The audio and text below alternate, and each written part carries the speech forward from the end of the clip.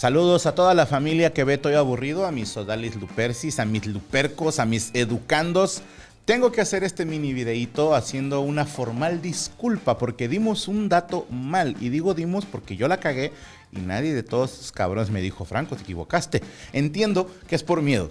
Es por miedo a que no, tú te equivocaste, pero al nacer, hijo de puta. Pero bueno, en el episodio de por qué Eurasia conquistó al mundo, cometí un error garrafal, mis hermanos.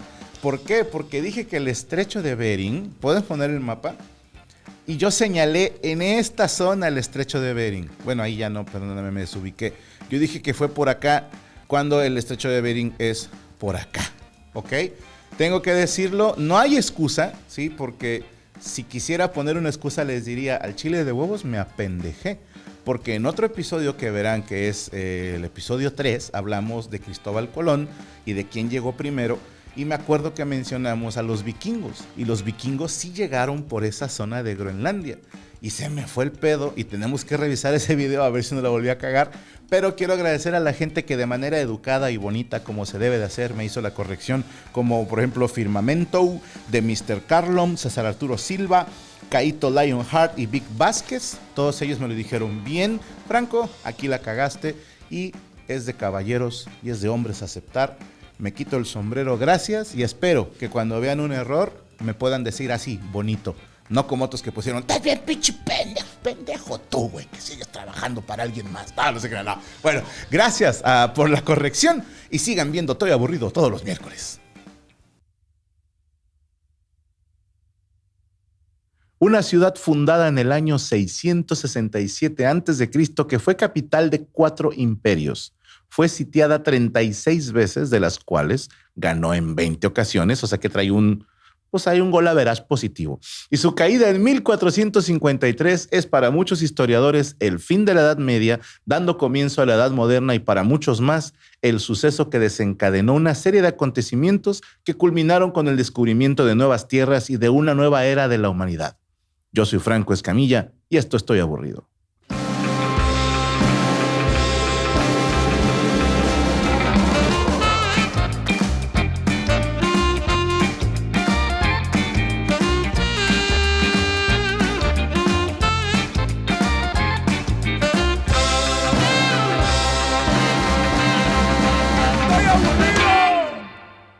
Obviamente estamos hablando de la antigua ciudad de Constantinopla, misma que comenzó a ser construida en el año 667 a.C. por órdenes del rey Visas, así les decían, ¿no? Haz de cuenta, tipo el Bizarrap, pero el antiguo. Y agarró una antigua colonia griega que se llamaba Bizancia. Ese es el Visas. Para el año 330 después de Cristo ya era la capital del Imperio Romano debido a su posición estratégica y a que definía el punto de encuentro entre Asia y Europa. Fue llamada la reina de las ciudades y hasta el siglo XIII se le consideraba la más grande y rica de Europa, como esta. También le llamaban la Segunda Roma por ser la ciudad más importante del Imperio Romano de Oriente o bizantino, aunque este apodo o mote llegó muchos años después, ¿verdad? O sea, ninguno de sus habitantes se refirió a sí mismo como: sí, yo soy bizantino, o soy morador de la Segunda Roma. Más bien es un apodo que le pusieron después, ¿ok? La Cuarta Cruzada. Déjenme hablar de esto así de voladita. Yo creo que todos alguna vez hemos escuchado hablar sobre las cruzadas, pero hasta hace poco me enteré que en total fueron 9. Desde el año 1096 hasta 1272, originalmente, la cruzada era una campaña militar impulsada por la Iglesia Católica con el fin de recuperar la región conocida como Tierra Santa. Esto es los lugares donde se llevaron a cabo los sucesos narrados en el Antiguo y Nuevo Testamento de la fe cristiana. Pero, por ejemplo, en el caso de la Primera Cruzada, Godofredo de Bouillon, perdón por mi francés, Raimundo de Tolosa y Bohemundo de Tarento dirigieron la llamada Cruzada de los Príncipes, que se supone, era para conquistar tierras musulmanas, y lo lograron.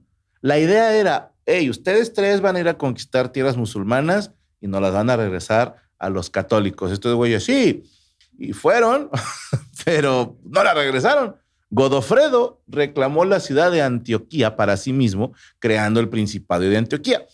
Pero bueno, La Cuarta Cruzada, que es de la que les quiero hablar, fue convocada en el año 1199 por el Papa Inocencio III, el Chencho, que el vato tenía la idea de atacar Egipto, porque era considerado el punto más débil de los estados musulmanes. Esta cruzada de nobles franceses eligió a Teobaldo III de Champaña, que dijo Inocencio III: Teobaldo, como eres tercero, nos vamos a aliar. Dijo: tú vas a dirigir la Cuarta Cruzada, pero que se muere Teobaldo en el año 1021. Entonces eligieron a Bonifacio de Monferrato. Como podrán ver, los nombres estaban bien ojetes en la antigüedad, ¿ok? Pues escogieron a Bonifacio de Monferrato como nuevo líder de la expedición. Y el buen Boni se alió con Enrico Dandolo, Dus de Venecia y con Alejo IV. Pues Ángelo y entre los tres dijeron: esta Cuarta Cruzada no va a ser contra Egipto. Dijo: pero, cabrón.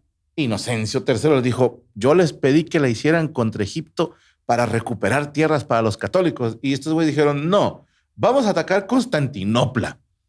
Oye, espérate, güey, si Constantinopla es de nosotros. Sí, pero queremos poner a Alejo IV como el nuevo emperador bizantino, con la promesa de darle riquezas a los cruzados. Pues los vatos sitiaron Constantinopla y fue de las pocas que perdió. Y una vez instalado Alejo IV, se dio cuenta de que no iba a poder pagar todo lo que acordó. Pagó la mitad de lo que se debía y obviamente comenzaron los disturbios en la ciudad. Los locales mataron extranjeros, los extranjeros mataron locales y empezaron a quitar que los bizantinos depusieron a Alejo y coronaron a un nuevo emperador.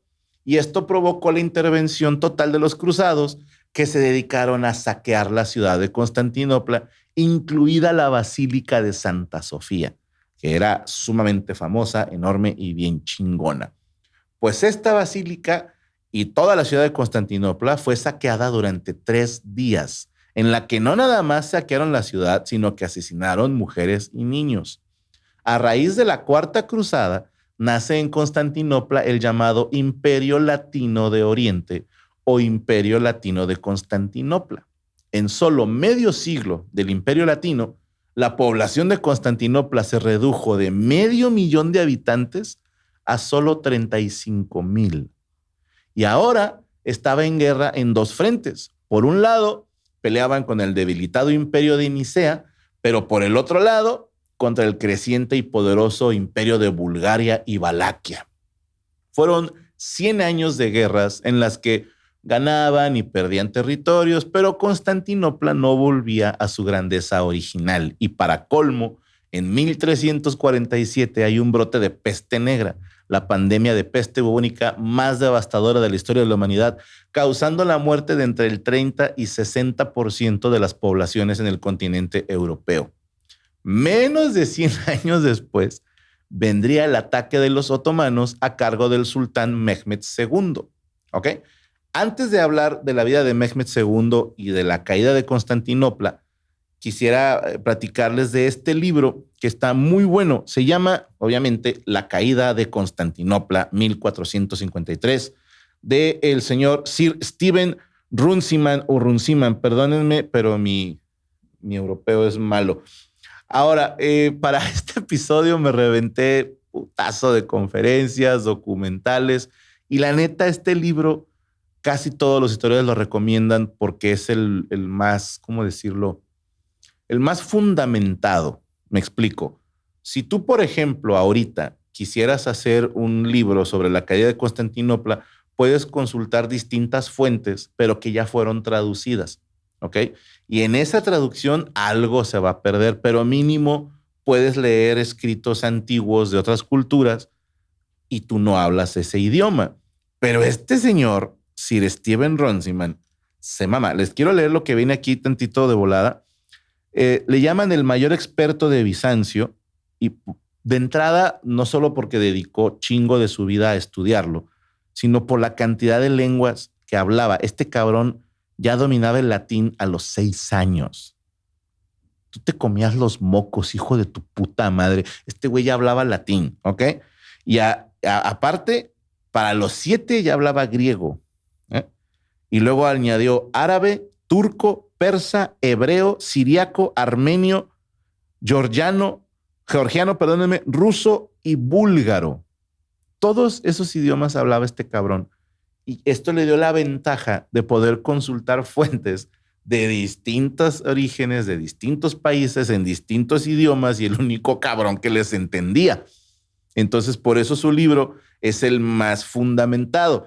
Digo esto porque no va a faltar el vato vieja o helicóptero Apache que va a decir: Franco, yo vi un TikTok, chinga tu madre. Chinga tu madre desde ahorita, ¿ok? Todos los datos que voy a dar vienen de este cabrón que hablaba putas 1000 lenguas y hablaba latín a los 6 años. Si tu TikToker no hablaba latín a los 6 años, no vale como fuente, ¿ok? Bueno, este señor, por si quieren leer su trabajo, también escribió La extraordinaria historia de las cruzadas, que son 3 volúmenes, que ese todavía no lo consigo, porque este libro me tardé un ratito en conseguirlo, ¿eh? Sí lo pides de otro lado.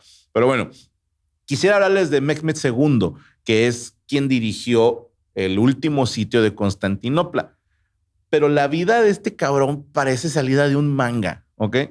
Cuando tenía 5 años, se muere su medio hermano Ahmed, que era gobernador en Anatolia.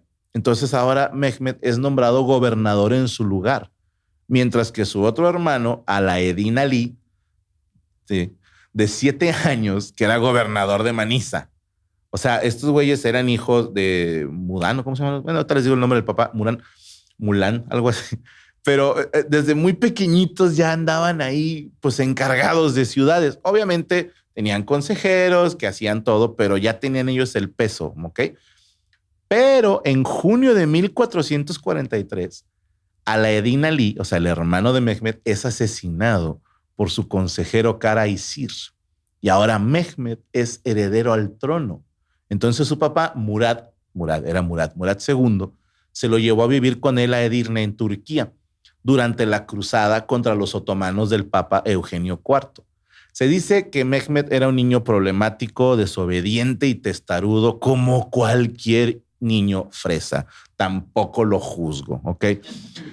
Y bueno, también porque pasó sus primeros 11 años sin su papá, porque el papá andaba conquistando territorios y dirigiendo otros y no reconocía autoridad alguna en sus tutores. Entonces su papá, Murad, ya le había asignado a varios maestros y como ninguno funcionó, hay unas fuentes que dicen, otras dicen que no, les cuento esta historia, pero que llegó Ahmed Gurani, ¿okay?, que el papá de Murad lo conocía y le dio un látigo y permiso de usarlo contra su hijo.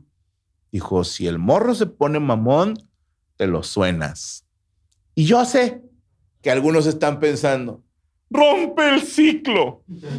La violencia es mala en la educación. Pero a partir de los cintarazos, de los latigazos, Mehmed se convirtió en un destacado estudiante versado en ciencia y filosofía. Pueden criticar sus métodos, pero no sus resultados.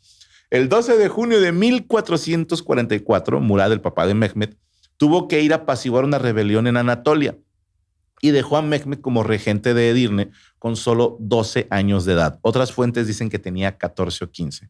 Lo aclaro por si algún TikToker. Bueno, esto fue aprovechado por el grupo de genízaros, que estos güeyes se insurreccionaron quemando el mercado de Edirne, exigiendo un mejor pago salarial. Hablando de los genízaros así de volada, estamos hablando de las fuerzas de élite de los otomanos, ¿ok? Estos morros, bueno, jóvenes, desde niños los tenían, o sea, eran niños capturados de otros territorios, se los quitaban a los papás, eran esclavos esos niños, y desde muy niños los entrenaban para ser soldados, ¿ok? O sea, estos, si han visto Game of Thrones, los Inmaculados, ¿sí?, están basados en esos güeyes. Así se las pongo. Sí, estamos hablando de las fuerzas especiales otomanas. Niños educados en la guerra desde muy niños. O sea, no niños que no tuvieron papá ni mamá, que no jugaron, que toda su educación fue soltar putazos. ¿Ok? Pues esos güeyes se amotinaron y quemaron el mercado. Y Mehmed dijo: tranquis, yo les pago más. Y ya, se acabó el motín. Ahora, esto fue muy criticado porque obviamente los dirigentes decían: oye, no puedes hacer eso, cabrón. Si no, al rato otros güeyes se van a amotinar y van a incendiar cosas y vas a tener que darles más dinero. Yo me imagino que Mehmed dijo: déjalos que lo intenten y yo mando a los genízaros a que les rompan su madre. pero necesito tener al bueno para los putazos de mi lado. Mehmed, yo estoy de tu lado, ¿ok? Porque hay quienes aseguran que este fue el precedente para una serie de problemas del Imperio Otomano a futuro, pero no hay manera de saberlo, ¿ok? Bueno, Murad II, el papá de Mehmed, se enfrentó a los cristianos en la zona de los Balcanes. Y quiero contarles esto porque se me hace una historia bien chingona. Los cristianos eran liderados por Juan Hunyadi, ¿ok? Que se me hace un gran nombre. Y este vato pues armó su cruzada, ¿ok? Se fue a la zona de los Balcanes, dijo, voy a pelear con los pinches otomanos y les voy a romper su madre. Y Nel, Murad le puso la putiza de su vida, le venció a los cristianos en la batalla de Varna y Juan Hunyadi escapó muy a huevo, ¿ok? Después de esto, Murad regresa a Edirne solo para anunciar que abdicaba a favor de su hijo Mehmed. Yo no sé qué tan fea estuvo la batalla en Varna, pero don Murad dijo, ¿saben qué? Ahí muere, tengo 40 años, estoy en mi crisis existencial, ahorita quiero cotorrear, salir con culitos, qué sé yo, mi hijo que se encargue de dirigir. Y el 1 de diciembre de 1444 dejó las riendas del Imperio Otomano a su hijo Mehmed, ahora llamado Mehmed II, quien algunas fuentes dicen apenas estaba cumpliendo 13 años, otras dicen que 17, ¿ok? Pero sean 13 o 17, siguen siendo muy poquitos años para ser ahora el mero chingón de los otomanos. Y tenía como visir, que es como una especie de ministro, a un güey que se llamaba Jalil Pasha, ¿ok?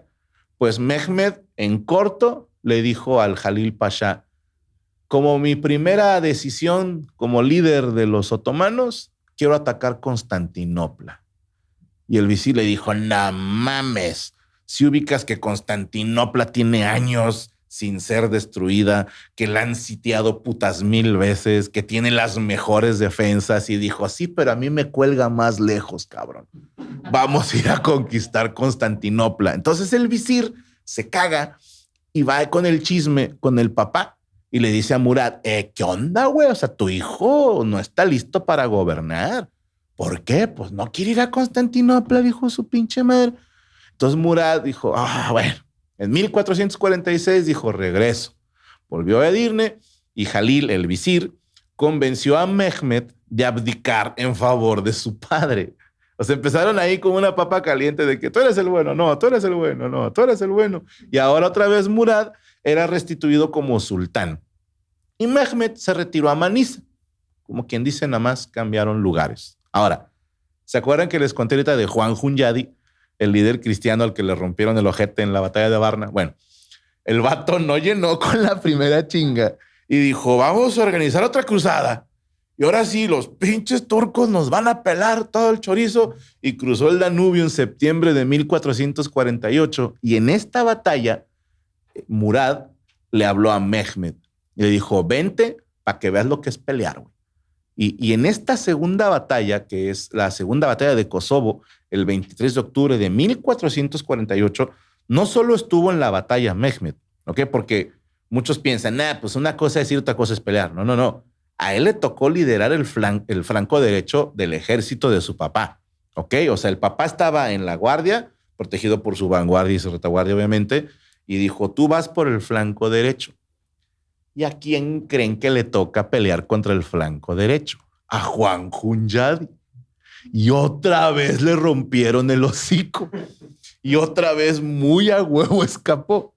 Aquí hago un pequeño paréntesis porque muchos años después, en 1453, ya que había caído Constantinopla y todo el pedo, Mehmed II lideró un asedio al reino de Hungría en el sitio de Belgrado. Y esta ciudad, que fue defendida entre muchos otros, le pidieron de favor a Juan Hunyadi, que era conocido cliente de la familia Mehmed, güey, ayúdanos a defender la ciudad. Yo me imagino que Hunyadi dijo, no sé si me conozcan, pero yo ya perdí 2 veces contra esos güeyes. Y le pidieron ayuda en el sitio y el vato no se rajó y lideró un contraataque, una salida al campamento turco y le salió de puta madre. Arrasó con el campamento. Es más, Mehmed II salió herido y tuvo que retirarse. Y les cuento esta porque habrá quien diga ahí, nadie vence 3 veces a Juan Hunyadi. Al parecer el fútbol y las guerras dan revanchas. Bueno, Pues volviendo a Mehmed, el vato empezó como a que sospechar que su visir no le era fiel. Y digo, obvio, desde que fue con tu papá con el chisme de que "Ay, este güey quiere invadir Constantinopla", pues como que ya la traía guardada. Y cuando lo hizo dimitir en favor de su papá, sospechó Mehmed que el visir recibía sobornos por parte de los bizantinos, ¿ok? Por eso no quería atacar Constantinopla. Así que en 1452, a los 20 años, Mehmed II dijo, voy a sitiar y voy a conquistar Constantinopla. Y le dijeron, güey, ya la sitiaron un chingo de veces. Dijo, yo sí voy a ganar porque tengo mis planes y mis estrategias. Pero aquí entra un factor de suma importancia que supera en muchas ocasiones a la suerte, a la estrategia y a la habilidad. El dinero. Mehmed tenía dinero y Constantinopla no. Y aquí entra en escena un hombre llamado Orbán o Urbano, las fuentes lo llaman distinto, que no se sabe a ciencia cierta si era rumano, alemán o húngaro, pero este cabrón se apersonó ante el emperador Constantino XI, que le decían paleólogo, y le ofreció sus servicios como fundidor de hierro. Y le dijo, si tú me das dinero, materiales y ayudantes, te puedo construir cañones como nunca se han visto. Él decía tener una nueva técnica. El emperador bizantino no tenía dinero ni materiales. Le dijo, güey, suena de huevos tu oferta, pero no tengo dinero. No podemos contratarte.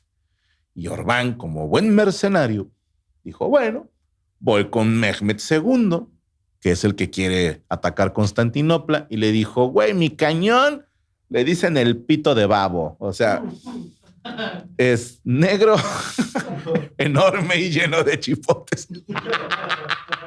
Dijo, con este cañón puedes derrumbar los muros de Constantinopla. Y Mehmed, que sí tenía dinero, contrató a Orbán y le pagó 4 veces lo que le pidió a Constantino. Así dijo, ¿cuánto te iban a pagar? 10 bolas, van 40, puto, los quiero mañana.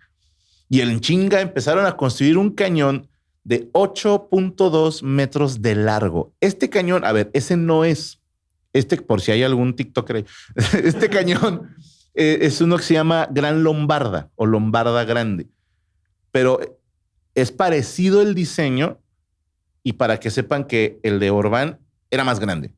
¿Ok? O sea, este que es un pinche cañonzote, era más grande el otro. ¿Por qué? Porque este gran cañón de Orbán podía tirar hasta 300 kilogramos, ¿sí? O sea, una bala, un bolaño de 300 kilos, lo podía disparar 1 kilómetro. ¿Sí? O sea, 1 kilómetro. Ese cañón lo construyeron en Adrianápolis en 3 meses, porque Mehmed les dijo, ¿qué onda? ¿Está el cañón? No. Y al otro día, ¿ya está el cañón? Ya mero. Y mataba a un cabrón. No, sí, ya va a estar. En chinga, en 3 meses. Y para transportarlo a Constantinopla, tuvieron que usar 15 pares de bueyes, más una compañía de 100 hombres. De hecho, tuvieron que construir una carretera específicamente para poder traer esos cañones, ¿ok? Y este cañón tenía una cadencia de disparo entre 15 y 30 minutos. O sea, disparo y aguántame media hora, porque era tanta la pólvora que el alma del cañón se calentaba y podía tronar. Y además tenía la desventaja de que una vez instalado, ya nada más puedes disparar hacia un solo objetivo. O sea, no es como que lo vas moviendo y calculando. O sea, no, es ya lo puse aquí, ahí va. Si lo quiero mover, me va a tardar un par de horas, ¿ok? Pero una vez que disparaba, armaba un cagadero. Sí, sí, sí. O sea, como que desventaja no era. Y Orbán fabricó otros cañones de menor tamaño para el asedio de Constantinopla y fue encargado junto con un equipo para operar estos cañones. A ver, dato, hay fuentes que dicen que en plena batalla, Orbán y su equipo entero murieron porque uno de los cañones tuvo pues, una falla y explotó en plena batalla. Yo no sé si sea cierto, si fue, me parece hermoso.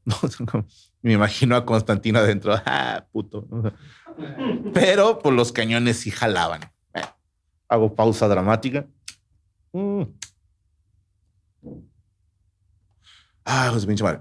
Bueno, por si fuera, ya ves que le dije que Beck me mandó construir una carretera, que digo, más que buenas ideas, este güey tenía dinero, porque también mandó construir una fortaleza que se llamó Rumeli Hizar y todavía existe a las orillas del Bósforo.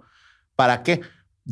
Con esta fortaleza podían aislar la llegada de suministros a la ciudad. O sea, todavía no empieza el sitio y ya te estoy cortando tu llegada de suministros. Qué puto miedo para los de Constantinopla, que de repente ves que cruzandito te están construyendo una nueva fortaleza. O sea, no dudo, fíjate, no dudo que haya habido un güey que dijera, oigan, están construyendo una fortaleza, hay carreteras nuevas, ¿qué pedo? Vámonos preparando. Y algunos, tú pinche conspiranoico de mierda, ¿no? ¿Por qué no decías nada hace 10 años? Bueno, cosas así, ¿verdad? Bueno, para hablar sobre las fuerzas que se enfrentaron en el sitio de Constantinopla, miren, tenemos aquí unos muñequitos que espero no se pongan mamones porque no son históricamente exactos, ¿verdad? Pero bueno, los otomanos tenían 80,000 guerreros, ¿ok? 80,000 putos guerreros, más 70 piezas de artillería. Me mama poner estos dibujitos. Más 100 barcos. Bueno, así, 100 barcos. Entre la flota naval, más o menos, sí. 100 barcos, más de 100 barcos en la flota naval. Y bizantinos, o sea, los que iban a defender, tenían entre 5 y 6,000 combatientes para enfrentarse a 100 barcos y 80,000 otomanos. Ojo, de esos 5 o 6,000, no todos eran soldados entrenados. Había 2,000 mercenarios extranjeros. Llegó el cardenal Isidoro con 200 arqueros. Un güey que fue la hostia, Giovanni Giustiniani, con sus 400 genoveses, 300 quiotas y 600 desertores turcos, güeyes otomanos que se pasaron al lado bizantino, más monjes griegos. Les dijeron, ¿saben qué pedo? Va a haber putazos. Ustedes saben pelear, ¿no? Mames, somos monjes. Lo que podemos hacer es rezar. No, van a defender una torre ustedes.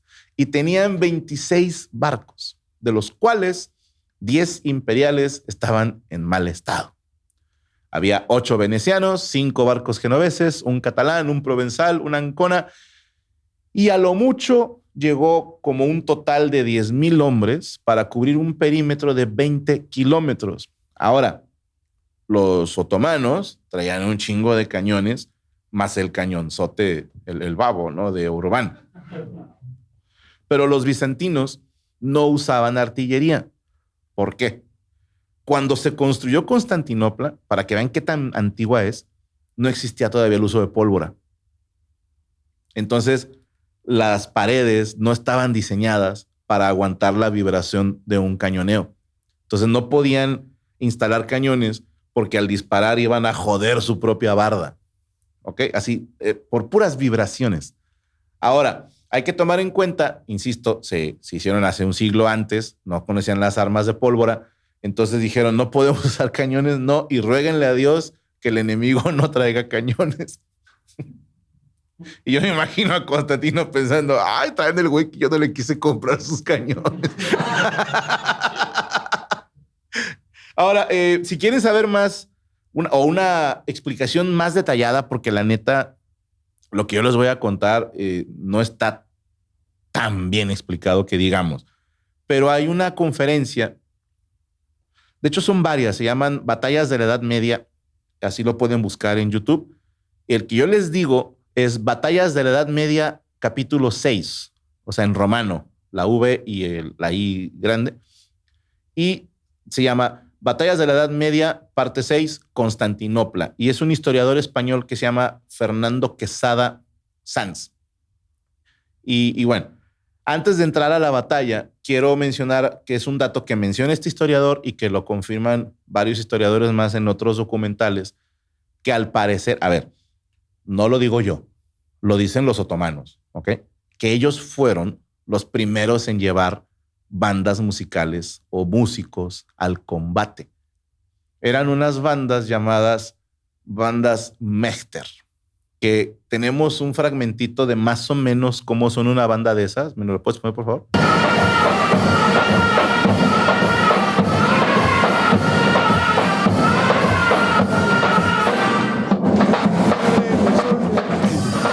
Suena porra, ¿no? Bueno, ahí les va porque tiene un impacto esto. Y estaba viendo la conferencia y me hizo gracia porque el historiador le dice a la gente de la importancia de estas bandas musicales. Yo hace muchos años escuché en otra conferencia que dio Ratko Tichavsky, que era un profesor de la Superior de Música y Danza de Monterrey, que hablaba sobre los primeros músicos en combate.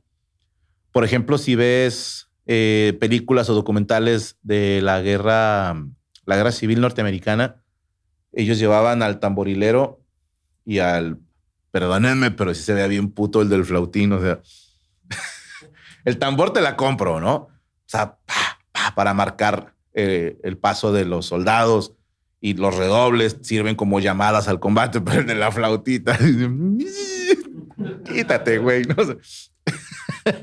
Pero ahora sí, ¿de qué sirve llevar músicos? Por ejemplo, si alguna vez estuviste en un coro de iglesia, hay algo que se llama ministerio, y se supone que los primeros ministerios musicales los llevaban para que cantaran música sacra, o sea, cantos a Dios, para garantizarse que su guerra era, pues, santa. O sea, que Dios estaba de su lado. Que dices, eso te ayuda psicológicamente a tus soldados, ¿sí? A motivarlos a ellos. Pero tomen en cuenta que también le mete miedo al rival.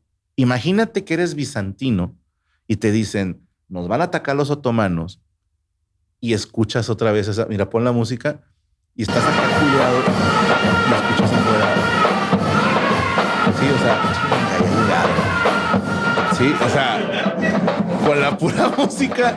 Mira, les pongo un ejemplo. Para la gente de aquí de Monterrey, imagínate que andas en una colonia que se ve culera, ¿ok? O sea, ya vas con miedo.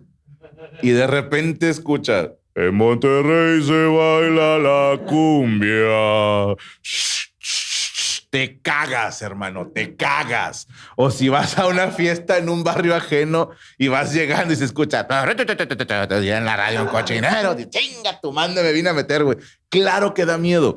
Claro que da miedo. Suena como a barra de equipo de fútbol. Suena como un grupo de cholos que te van a romper tu madre. Imagínate que estás sitiado y escuchas a los músicos. Sí creo que afectaba. Bueno, empecemos a narrar un poquito la batalla. Las causas de por qué perdieron los de Constantinopla. Vamos primero con las causas.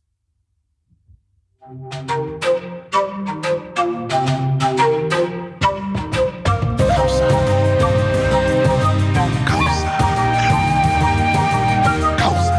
Ahí está. El 6 de abril, 7, de acuerdo con otras fuentes, comenzaron los primeros bombardeos y ataques de tanteo. Para los que no sabemos, les explico. Es difícil controlar cualquier cañón, pero acuérdate que los cañones que traían eran más grandes, entonces había que ver como para dónde apunto. Sí, hay que plantear una estrategia y obviamente haces un tiro de prueba, ¿no? Así le di, con madre, así déjalo. Quedó corto, quedó largo. Entonces, ese primer bombardeo tiene la función, uno, de que ves para qué lado puedes disparar y qué efecto tienes en la construcción rival, en su fortificación. Y también, obviamente, gente va a salir herida o van a morir en esos bombardeos, pero su principal función es psicológico. Para el sitiado, estar escuchando los bombazos y cómo vibran las paredes empieza a meterle miedo a la gente, ¿ok? Y empezó un asalto masivo en la zona de, no sé cómo se pronuncia porque se escribe Mesoteichion, o no sé si sea Mesoteikion, y Licus. Podemos ver en el mapa, viene estando como a la izquierda al centro, mi querido Isaac. Más o menos. Mira, como más para abajo, más para abajo, para tu izquierda, como por ahí más o menos. Es más, ¿a poco no viene marcado, güey? Qué hijos de puta. Bueno, más o menos, ándale, por ahí, como por aquí empezaron los madrazos, ¿ok? ¿Y qué pasa con este primer ataque? Bueno, la ventaja es que no eran los mejores soldados otomanos, ¿ok?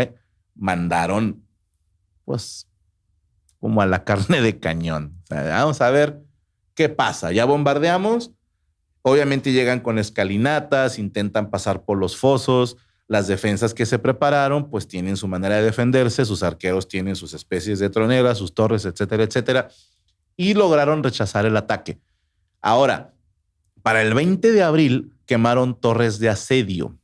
¿Ok? Las torres de asedio, si has jugado el Age of Empires o juegos de ese tipo, son esas torrecitas que te aguantan ataques de arqueros, pero son dañadas por fuego. Entonces, los de adentro tienen que salir para intentar quemar la torre de asedio o desde arriba aventarles algún líquido flamable. Pero no creas que atacan con una, son varias torres de asedio. ¿Ok? Jalil Pasha, el visir, le dijo a Mehmed, ¿sabes qué? Vámonos. O sea, no la estamos librando.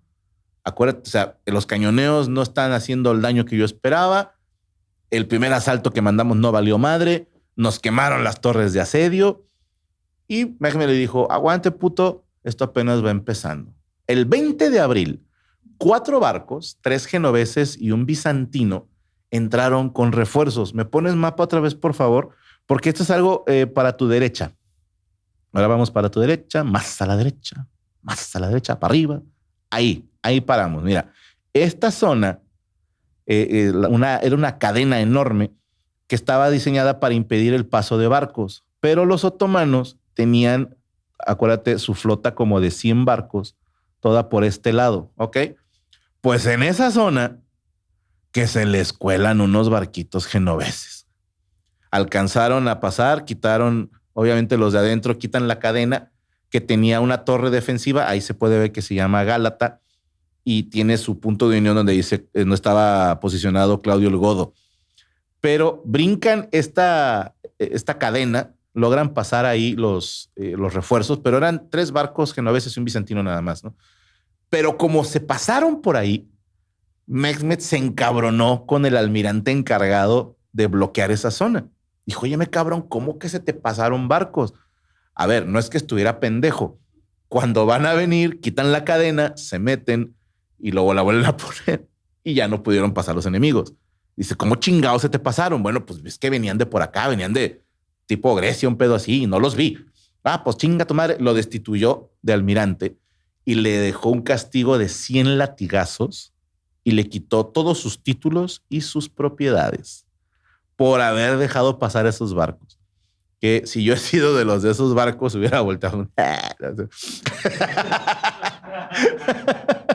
Bueno, la zona que vimos ahorita, el Mesotation, que así la bautizamos, el 21 de abril, los cañones turcos abrieron una brecha en esa zona, en la puerta sur romana.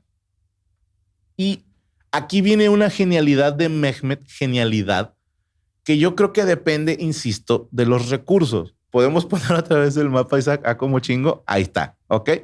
Fíjate lo que se aventó Mehmed. Dijo, a ver, mis barcos están aquí, ¿va? Y no podemos pasar por la chingada cadena. ¿Cómo le hago? Dijo, tengo una gran idea. Vamos a construir una carretera, ¿ok? Con rodillos, como con troncos, de esta zona a esta zona, ¿ok? Y por aquí mandó pasar todos sus barcos, toda la flota, para continuar con el asedio, valiéndole madre la chingada cadena. Eso no es que seas muy ocurrente, es que tienes dinero, cabrón.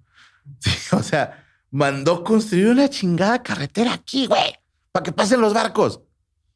Y obviamente los de la ciudad de Constantinopla, pues se cagaron todos, dijeron, chinga, y lo de la cadena, pues ya no está funcionando. Y logró pasar 70 bergantines y galeras pequeñas desde la zona de Besiktas hasta la zona del Cuerno, para obviamente evitar que la cadena les tapara el paso. Y ahora ya puede bombardear no solo en la zona sur y centro, sino también en la zona del Cuerno, se le llama esa parte donde estaba pues es como una península más o menos. Ok, bueno, los bizantinos contraatacaron con burlotes.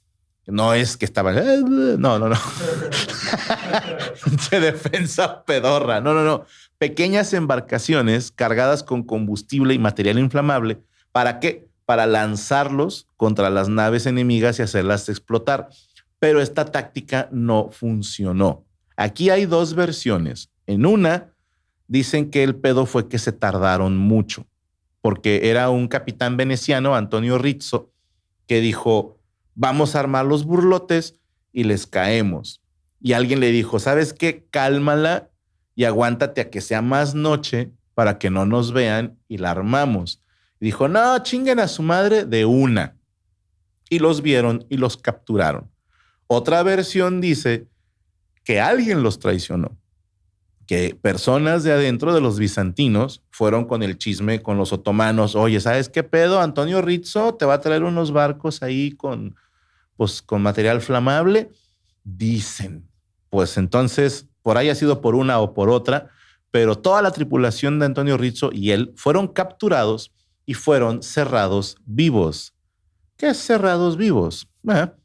Te paran y ponen una sierra y te abren de los genitales a la cabeza. Sí. Es como una especie de jarocha violenta. Eso le hicieron a la tripulación. Al capitán lo empalaron frente a los muros de Constantinopla. Para el que no sepa qué es empalar, ¿has visto el cabrito a la griega? No, bueno, básicamente te meten un palo por el fundillo y sale por aquí y lo plantas. Y lo pusieron frente a los muros de Constantinopla. Obviamente, los romanos de Constantinopla dijeron, sí, puto, pues nosotros tenemos unos turcos capturados. Y los subieron a las torres y los aventaron hacia donde estaban los otomanos, como diciendo, aquí también nos roza la truza. Bueno, del 6 al 8 de mayo hubo asaltos rechazados en distintas zonas de los fuertes de Constantinopla y repararon uno de los cañones de Urban que se había dañado en los primeros 2 días de mayo. Para el 12 de mayo hubo un asalto de 30,000 hombres en la zona entre Palacio Puerta Carrizo y al norte del río y fue rechazado. Entre el 16 y 17 de mayo, los turcos intentaron forzar la cadena otra vez, siendo rechazados en todos los intentos. Para el 18 de mayo, vuelven a mandar torres de asedio, pero estas eran mucho más grandes y no eran de las torres diseñadas para pegar, sino como parapeto. ¿Para qué? Parapeto. Bueno, esto es, las empiezas a construir y una vez que la armas y la levantas, hay gente que va adentro, ¿ok? Entonces, la pegas a la muralla, se abre una como puertita que está protegida para el ataque de arqueros y ahora tus soldados pueden entrar directamente a los muros sin necesidad de usar escalinatas o otro medio. Cuando ven que están construyendo estas madres, a los bizantinos se les ocurre hacer una salida nocturna y usaron pólvora e incendiaron las torres de asedio, quitándoles esa opción. O sea, la defensa, la neta, hizo todo bien. O sea, si perdieron fue porque no se podía de otra. El 19 de mayo, el puente Pontones otomano cayó al final del Cuerno. Para el 21 de mayo, Jalil Pachá, el visir de Mehmed, el que pidió la retirada, la vuelve a pedir. Le dice, señor, no se puede.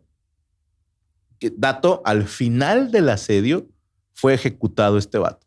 Mehmed le dijo, ¿tú estuviste de puto todo el tiempo? Te mueres, güey. Sí. Bueno, los otomanos se inventaron otra. Usaron ingenieros serbios para excavar minas, o sea, túneles, ya sea mediante fuego o pólvora, hacer caer las torres de defensa. Esto es, hago mi túnel a la altura más o menos ya de donde siento yo que están los muros, ahí hago una explosión, se hunde y podemos pasar. Pero los ingenieros bizantinos contraatacaron inundando o incendiando esos túneles y también peleando cuerpo a cuerpo. Se peleaba en el mar, se peleaba en los muros y se peleaba en túneles, se peleó en todos lados. Hubo una salida de defensores que estas, por lo poco que he leído, es bastante común. los que están adentro no siempre se quedan adentro. Hacen pequeñas incursiones afuera para intentar joder el campamento, joderles sus suministros, etc. Y en una de estas salidas capturaron otomanos y los torturaron durante horas y los interrogaron. ¿Dónde están los túneles, cabrón? Y total, eran 14 túneles. Uno de ellos tan bien hecho, tan disimulado, tan camuflado, que si no es por el cabrón que les dijo, hay fuentes que te ponen ahí que los que estuvieron te aseguraban jamás hubiéramos encontrado ese chingado túnel. Pero todos los túneles fueron defendidos y todos fueron exterminados. Pero el 22 de mayo pasa algo que para la época obviamente significó mucho, un eclipse lunar. Curiosamente, para los otomanos lo tomaron como una señal de buen augurio, ¿ok? O sea, esto quiere decir que vamos a ganar. Y los bizantinos lo vieron como, puta madre, vamos a perder. Y está cabrón porque esto fue el 22 de mayo, ¿ok? El 23 de mayo llega un bergantín que había salido 20 días antes a pedir ayuda, ¿ok? Este güey te da risa la palabra bergantín, ¿no? ¿Sabes por qué se llama bergantín? Porque tiene un palo, el más grande. Sí, que se llama verga.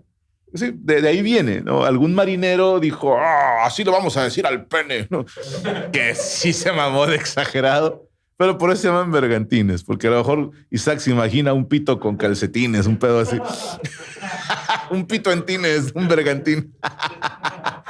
Bueno, uno de estos había salido hacía 20 días a pedir ayuda, creo que con los cretenses, no quiero echarles mentiras. Regresa el 23 de mayo y les dice, ¿saben qué? No hay ayuda. Ya fuimos a buscar.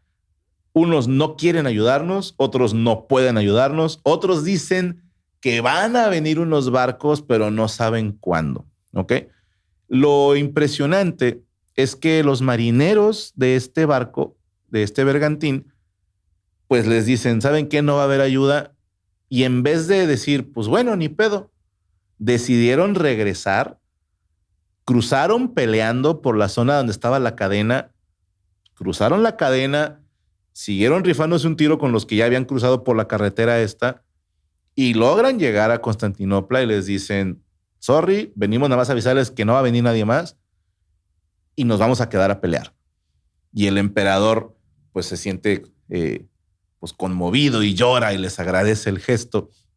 Y el 24 de mayo, tomen en cuenta, el 22 fue el eclipse, el 23 les dicen no va a haber más ayuda y el 24 dicen, ¿saben qué? Vamos a hacer una procesión de la Virgen. Vamos a llevar la imagen de la Virgen, una como estatua que tenían, y para motivar a los soldados y que se les cae la Virgen. Sí. Y para su mala suerte, no pueden levantarla. Tienen que llegar más hombres. ¿Qué pedo? Se cayó, cabrón. Bueno, a levantarla entre todos. Cuando por fin la logran levantar y dicen, ya, vamos a seguir con la procesión, se dejó venir una lluvia, una tempestad, que luego se convirtió en granizo. O sea, ahí era Dios diciendo que no, cabrones, no marchen. O sea, y tuvieron que suspender la procesión. Y luego todavía para chingarla de acabar, que les cae una espesa niebla que todos dijeron, ya, esto es una señal de que vamos a mamar como chimuela de lado.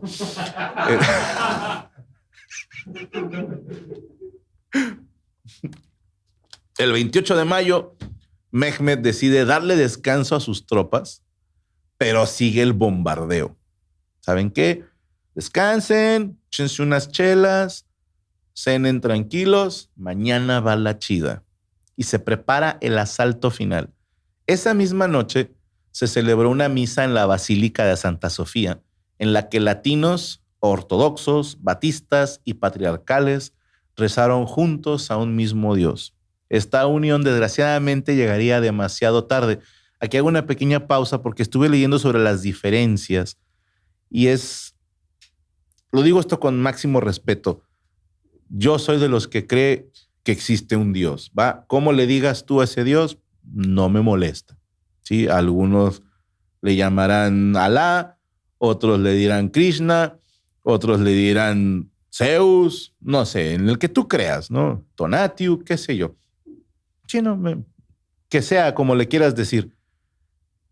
Y entiendo que cada religión lo adora a su manera. Pero aquí lo que me jode mucho es que los ortodoxos, los bizantinos, los latinos, los patriarcales, etcétera, le rezaban al mismo Dios, ¿sí? Le llamaban igual, pero la división era un tema de unos consumían un tipo de pan que otros decían, ese no es legal, ¿sabes? Ese pan no se debe de comer. Y por eso estaban divididos. Otros, esto sí me voló la cabeza, fue por un tema de interpretación. Para los que son cristianos o católicos, hay una parte del credo que dice, creo en el Espíritu Santo, Señor y Dador de vida, y esa es la diferencia, que procede del Padre y del Hijo. Y en otros, no recuerdo si era el ortodoxo o el latino, no recuerdo.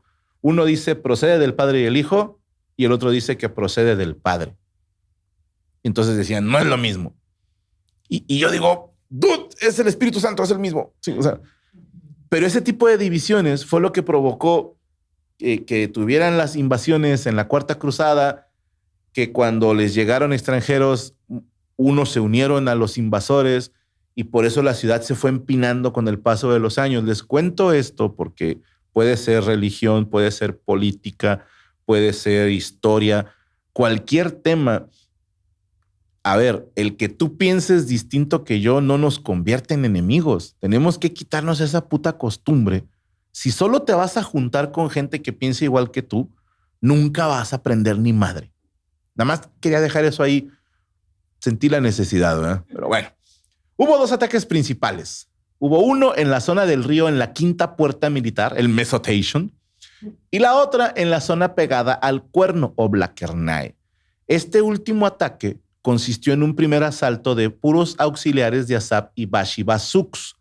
Los Bashi-Basuks eran soldados, vamos a decir, menos experimentados. Eran, otra vez, carne de cañón. Y, a ver, a ellos no se les dijo eso, ¿verdad? A ellos les dijeron, ustedes son los más chingones de este ejército y van a tomar los muros. Pero la razón por la que se les manda es para agotar recursos y energía de los defensores. Es que se gasten flechas, que se gasten pólvora y que se desgasten físicamente.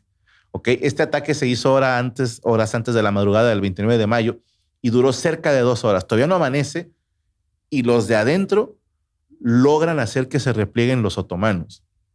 Fue una batalla de no mames.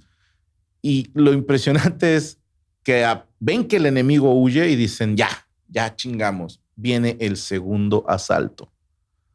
Tropas anatolias, de los cuales 300 de ellos llegan a la puerta sur romana y logran rechazarlos.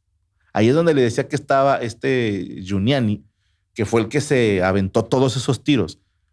Pero viene el tercer asalto, los genízaros. ¿Se acuerdan que les dije los niños, los esclavos, que la infantería de élite otomana, que ya se aventaron 2 asaltos los defensores, que ya están cansados, que ya no hay armas, que ya no hay municiones, bueno, flechas, etcétera? Ahora viene la élite otomana. Hablando de las distintas fuentes y de mi compadre, dicen que hay 3 crisis o momentos claves, pero no se ponen de acuerdo en el orden preciso en que sucedieron. Se las cuento. Hay una puerta conocida como Quercoporta que comunica la torre con las defensas. En el mapa está arriba a tu izquierda, Isaac. Mira, a tu izquierda. Más a la izquierda. Más a la izquierda. Ahí. Mira. Para aquí, en esta zona. ¿Ok? Por ahí más o menos. Sí. A ver, a veces la siloporta. Bueno, si estoy echando mentiras, ahí me perdonan. Pero bueno, por esa zona había una puerta que comunicaba a las torres de las defensas. Ya puedes quitar el mapa. Y la zona que da al mar. Y quedó abierta. O sea, estas puertas que eran, pues solo los de adentro las conocían, tenían pues su camuflaje por fuera y una tranca, una traba por dentro. Y alguien la dejó abierta. Sí, tantito que un grupo de genízaros, chinga, abren esa puerta, se meten y en una torre ondean una bandera otomana. ¿Ok? Van a decir, ¿esto de qué sirve? Por un lado, motivas bien cabrón a los tuyos, que llevas días sin poder tomar ni siquiera una sola torre y de repente ves tu bandera, no mames, ya tenemos por dónde entrar. Y esto también desmoraliza a los de adentro, que se replegaron a un segundo punto, donde estaba este señor que les digo, Giovanni Giustiniani. Era el jefe de genovés, de mercenarios genovés, perdóname. Se supone que este güey era un experto en defensas de fortalezas. Y en este ataque resulta herido. Aquí encontré dos versiones. Niccolò Barbaro dice que Giovanni abandonó su puesto y que al huir hacia su barco gritó corriendo, los turcos han entrado a la ciudad. Pero eso no era cierto, apenas habían entrado a esa torre. Yo no me creo mucho esta versión porque el vato se había rifado todos los tiros. ¿Por qué se iba a echar a correr? Hay otra que junta Leonardo de Quíos con otros dos autores, dicen que fue herido por un disparo de estas lombardas, de estos cañones. ¿Sí? Entonces le perfora la armadura que él tenía, cae herido y les dice, déjenme ir nada más a que me curen y regreso. El emperador ve y le dice, güey, quédate, no mames. O sea, aunque no pelees, nada más que la gente te ve aquí y tú los estás motivando, pero quedó en tan mal estado que él murió días después a causa de esas mismas heridas. O sea, no creas que fue un riscacito en la cabeza, no, sí lo jodieron gacho. Aquí también cuentan la historia de Hassan de Ulubat. Es un genízaro que fue el primero en plantar la bandera en lo alto de la muralla y que muere en ese mismo momento por una descarga de arqueros. Se dice que encontraron 27 flechas en su cuerpo y todavía en la actualidad en Turquía se le considera un héroe porque o sea, tiene su estatua del güey así plantando su bandera y me imagino como erizo, ¿no? Pues lleno de flechazos, como el Sonic. Bueno, todos esos factores provocaron el desánimo de las tropas defensoras y el avance de los atacantes. Ahora, una vez que se desploma la defensa, ya no pudieron contener a las fuerzas otomanas. El mismo Constantino XI o Constantino XI estuvo en los madrazos. Él muere con su armadura defendiendo el último punto y muere siendo el último emperador de Constantinopla. Hay fuentes que dicen que mueren combatiendo y otras que muere aplastado en una estampida de gente. Ambas suenan de la chingada, pero de que el vato estuvo ahí y que intentó, sí estuvo. Y queda el último foco de resistencia, que fueron los marineros cretenses. ¿Se acuerdan? Los que llegaron a, oigan, que ya no va a venir nadie, que la chingada, que eran esos y los genoveses. Bueno, pues había unos cretenses que estaban en una de las torres a la entrada del Cuerno de Oro, donde está el agua que está antes de la cadena, ¿no? Entre las dos masas de tierra. Y estos vatos se encerraron en su torre y fue tan larga y tan aguerrida la defensa que los otomanos se acercan a negociar y les dicen, ¿qué onda, güey? Ya cayó la ciudad. O sea, ya estuvo. Y estos, pues no, ni madres, no nos rendimos. Ríndanse y los dejamos irse. Así de plano. Y esto es así como, Nel, o sea, no te creo, ¿no? No, pues se va. Pidieron que se les concediera retirarse y se les dejó salir sin atacarlos. Los mismos otomanos les reconocieron los huevos, o sea, de, ¿saben qué? Ustedes ya se ganaron salir de aquí intactos. Los subieron a un barco y los mandaron de vuelta a Creta. Eso se me hizo muy chingón de parte de esos güeyes. Constantinopla obviamente cayó. Y aquí entra algo que lo platicaba con mi esposa. Suena grave, pero siempre ha sido así. Todas las fuerzas sitiadoras, cuando logran entrar, se pasan de chorizo con los de adentro. Traen este coraje de estuve mucho tiempo afuera, hijo de tu puta madre, y esta adrenalina de ya ganamos. Que, a ver, Mehmed tenía una manera de trabajar que se me hace interesante. Él ofrecía la rendición y les decía a los rivales, ríndete y no te va a pasar nada. Te dejo seguir viviendo en tu ciudad. Lo único que va a cambiar es que, pues ahora es mía. Te dejo practicar tu religión, nada más que ahora también va a estar la mía. Pero si no me dejas pasar, cuando pase, me voy a pasar de chorizo. Y el vato tenía su regla de 3 días. Esto es, ya ganamos, ok, durante 3 días, dense gusto a sus soldados. O sea, yo ni voy a entrar, hagan lo que quieran. Y los primeros que van a pasar son los genízaros y luego los demás. Obviamente no entraron, buenas tardes, con permiso, vamos a tomar la ciudad. No, todas las fuentes confirman que tomaron tanto hombres como mujeres para violarlos. Al tercer día vuelven a entrar así los genízaros en completo orden junto con el sultán, toman la ciudad, se celebra un servicio religioso en Santa Sofía, que ahora la habilitaron como mezquita. Y quiero mencionar este dato. Mehmed mandó cubrir el arte cristiano enyesándolo. No dejó que destruyeran. O sea, dijo, no rompan nada, tápenlo nada más. O sea que, a ver, no estoy diciendo que lo hagan, pero si alguien fuera a esta mezquita y tumbaras un pedazo de pared, verías todavía el arte original. Pero él pidió que no se destruyera nada y lanzó una proclama que la gente que había huido antes del asedio podía volver a casa. Los que se habían escondido y que habían escapado podían ser libres. Y se declaró restauración de viviendas y propiedades y todos serían tratados con respeto a su rango y a su religión. A ver, estoy seguro que uno que otro ahorita se está preguntando, oye, Franco, ¿y todo esto que nos cuentas, en qué afecta la migración del pato silvestre? Absolutamente nada. Pero la caída de Constantinopla significó el fin del Imperio Romano. Sí, esto te lo dicen distintos historiadores. Incluso, a ver, no todos están de acuerdo, pero muchos creen que con esto termina la Edad Media. Y hay otros que te dicen que gracias a esto viene el Renacimiento. ¿Ok? O sea, ¿por qué?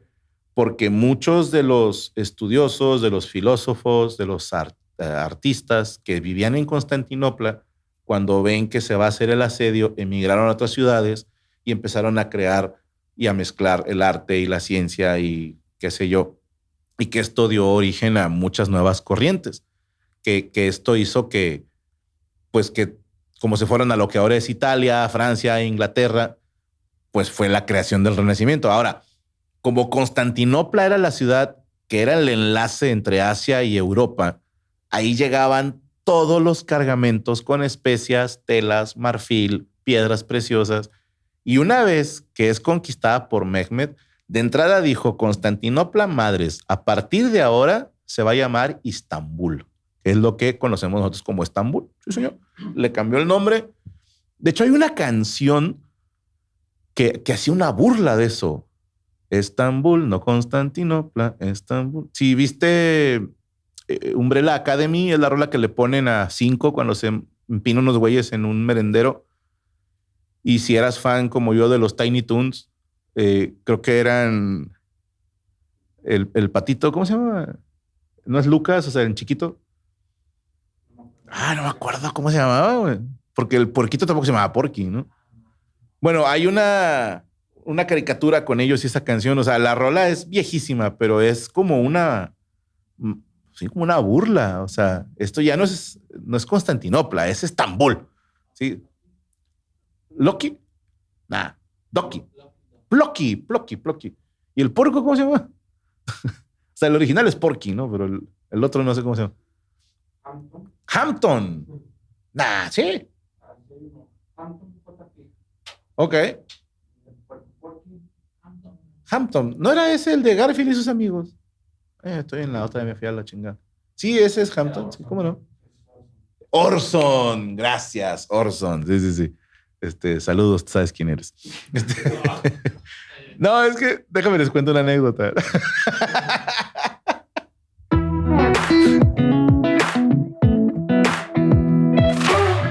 Es momento de contarles una anécdota. Creo que le había contado en la mesa, no me acuerdo en dónde. Pero yo confundía Hampton con Orson. Pero los gordos me van a entender. Cuando de repente en una película o en una caricatura salía un personaje gordo, decías, puta madre, ¿no? Y yo me acuerdo la primera vez que salió el episodio 1, vaya, de Garfield y sus amigos, que era una granja. Yo lo confundía con Hampton, pero era Orson entonces. Sale un marranito y lo vi y dije, no, o sea, sí, dije, mañana me van a decir así, hijos de puta, ¿no? Pero tuve la buena fortuna que un compañerito, Lalo, que estábamos del calibre, si no es que él un tantito más gordito, llegó antes que yo. Ese día llegó antes que yo. Dios lo bendiga un chingo. Y empezaron a decirle Orson. Y yo voy llegando acá así todo como que esperando el chingazo. Y me dicen, ya no se llama así, ahora se llama Orson. Y yo, se la tiraron y yo, Orson. Y me salvé de esa. Pero bueno, cuando Mehmed, que toma Constantinopla y la llama Estambul, les dice, ahora por mis santos huevos, nadie puede pasar por aquí sin mi consentimiento y me adjudico control comercial total de la zona. O sea, que los europeos ya no podían pasar con sus barcos ni para surtirse de materiales ni para venderlo. Tenían que comprárselo directamente a los turcos y le ponían el precio que ellos quisieran. Y agréguenle que había piratas otomanos que asaltaban o le daban de su madre a los barcos europeos.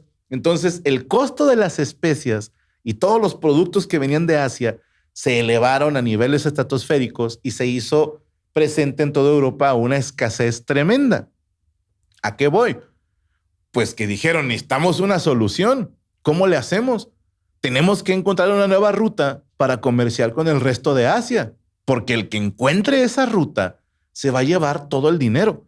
Y empezaron a hacerse tratados y empresas para buscar nuevas rutas marítimas comerciales. Y de repente llega un cabrón que se llama Cristóbal Colón, que les dice, yo puedo llegar a China y a la India, y el vato se encuentra con el continente americano. Pero esa historia se las contaré la siguiente semana. Yo soy Franco Escamilla y esto Estoy Aburrido.